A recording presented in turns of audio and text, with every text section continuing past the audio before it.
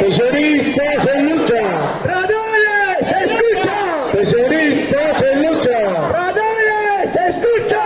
Pensionistas en lucha. Pensionistas en lucha. Egunon, urriaren batean adinekoen nazioarteko eguna ospatzen da. Eta urtero egiten dugun bezala, gogorarazten dugu pertsonen eskubideak ez direla iraungitzen adinarekin, eta horiek bermatzea eskatzen dugu. Ez da erakundeen konformismoa ospatzeko eguna. Urteko gainerako egunetan ez baitigute aintzat hartzen. Zerbitzu eta prestazio publikoa garatzea eta hobetzea eskatzen dugu. Eskubide horiek baliatu ahal izateko. Osasun sistema publikoaren prestazioak hobetzea eta zabaltzea eskatzen dugu. Mendekotasuna artatzeko zerbitzuen sare publiko komunitarioa eta unibertsala eta bizitza duina, ahalik eta autonomoena garatzea ahalbidetzen diguten diru sarrera nahikoak. Pasaden ostegunean, EAJak eta PSOEk bosekin batera gutxieneko pentsioak lanbide arteko gutxieneko soldataren 100% osatzeko herri ekimen legegilea legebiltzarrean tramitazioa blokeatu zuten. Erabaki horrek eztabaida publikoa eragozten du. Eskaera hori sinatu duten 155.000 pertsona baino gehiago mespretxatzen ditu. Baita babesa eman zioten 100 eragile eta pertsona ospetsuak. Eta urratu egiten du pertsona guztie bizitza duina izateko diru sarrera nahikoak izateko duten eskubidea. Eta pobreziara eta mendekotasunera kondenatzen ditu EAEn lanbide gutxieneko soldatatik beherako diru sarrerak dituzten 70.000 emakume baino gehiago. Egun horretan, erakunde batzuek promesak egingo dizkigute berriro eta hitz onak emango dizkigute balizko urte zaintza eredu berri baten inguruan. Baina promesak propagandan geratzen dira eta errealitatea gero eta gogorragoa da adinekoentzat. Pobreziatik ateratzeko diru sarrerak ez hobetzeaz gain, EAJ PSOEk kudeatzen duen egungo zaintza sistema, zaintza publiko eta duinaren eskubidea negozio bihurtu du. Ez da inolako eskubiderik errespetatzen. Ez langileenak, ez erabiltzaileenak.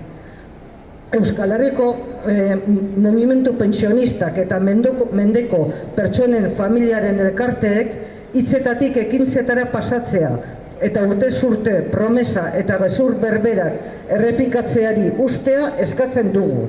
Eusko Jaurlaritzak, Foru Aldundiek eta udalek zaintza publikoaren, komunitarioaren, unibertsalaren eta kalitatezkoaren sistema bermatu behar dute, bai eta pertsonen beharren araberako arreta ere.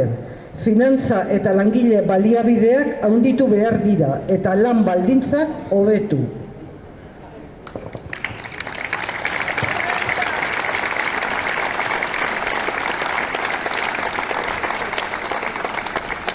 El próximo 1 de octubre se celebra el Día Internacional de las Personas Mayores y tal como hacemos cada año, recordamos que los derechos de las personas no caducan con la edad y exigimos que sean garantizados.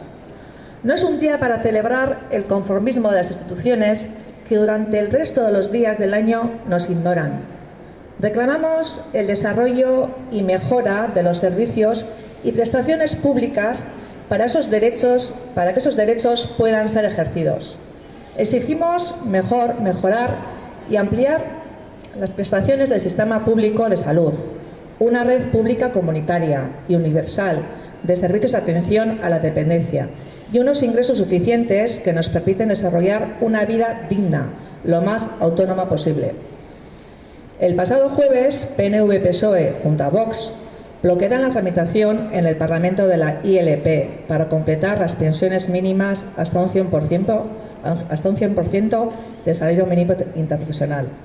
Esta decisión impide el debate público, desprecia a más de 145.000 personas que han firmado esta petición y los cientos de organizaciones y personalidades que lo han apoyado y conculca el derecho de todas las personas a disponer de ingresos suficientes para tener una vida digna y condena la pobreza y dependencia de más de 70.000 mujeres de la comunidad autónoma vasca, con ingresos inferiores al salario mínimo interprofesional.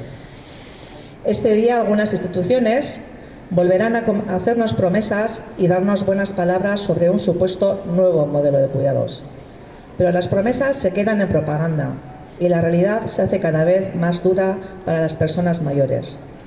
No solo no se mejoran los ingresos para salir de la pobreza, sino que el sistema de cuidados actual, gestionado por PNV-PSOE, ha convertido en un derecho como es el de un cuidado público y digno en un negocio. No se respeta ningún derecho, ni de los de las trabajadoras ni de los de las personas usuarias. El movimiento de pensionistas de Euskal Herria y las asociaciones de familiares de personas dependientes exigimos pasar de las palabras a los hechos y dejar de repetir año tras año las mismas promesas y mentiras. Gobierno vasco, diputaciones forales y ayuntamientos tienen la obligación de garantizar un sistema de cuidados público, comunitario, universal y de calidad, y una atención en función de las necesidades de las personas. Es necesario aumentar los recursos financieros del personal y mejorar las condiciones de trabajo. Zaintza publikoa kalitatezkoa